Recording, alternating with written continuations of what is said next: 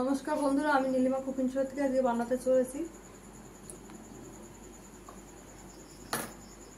এই যে আমি বাজার থেকে ইলিশ মাছ নিয়ে এসেছি। ইলিশ মাছটা ভাপা করব। কি কি দিয়ে ভাপা করছি আপনারা দেখুন সাথে থেকে। এই যে আমি কালো সর্ষে দেব,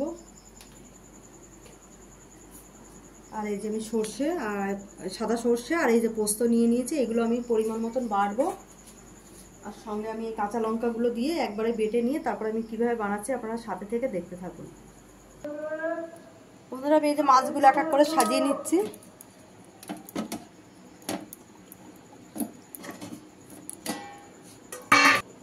এবার আমি মশলাটাকে এই যে ঢেলে দিচ্ছি, সব বাটাটাকে।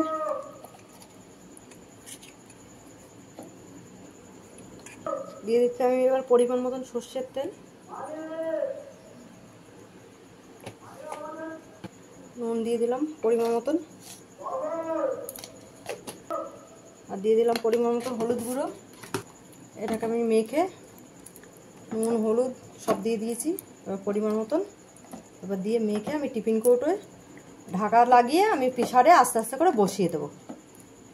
এই যে 5টা কাঁচা লঙ্কা আমি দিয়ে দিচ্ছি। যার ভালো লাগবে সেই কাঁচা লঙ্কা মেখে খাবে, যদি কেউ ঝাল লাগে। এবার আমি ঢাকা লাগিয়ে দিলাম। আমি পরিমাণ মতন জল দিয়ে যে বসিয়ে দিলাম।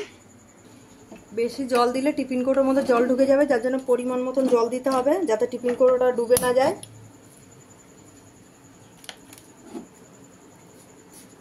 এবার আমি ঢাকা লাগিয়ে বসিয়ে দিলাম। আমি এখন 5টা সিটি মারবো, মেরে আর 5 মিনিট আমি সিমে রেখে দেবো, তারপর আমি বন্ধ করে দেবো গ্যাস। 2টো সিটি পড়ে গেছে বন্ধুরা।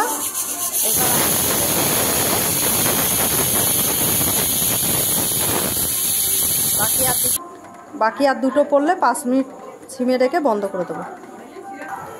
হয়ে গেছে বন্ধুরা, আমি গ্যাস বন্ধ করে দিয়েছি। এবার ভাপটা বেরালে আমি খুলে আর দেখিয়ে দিচ্ছি। বন্ধুরা, আমি এবার খুলছি প্রেসারটা, মাছটা। বন্ধুরা, ইলিশ মাছ ভাপা।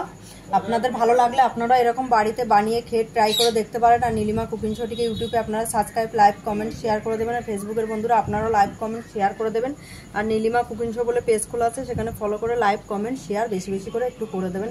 আর কমেন্ট করে জানাবেন আপনাদের ভালো লাগলো কি লাগলো না।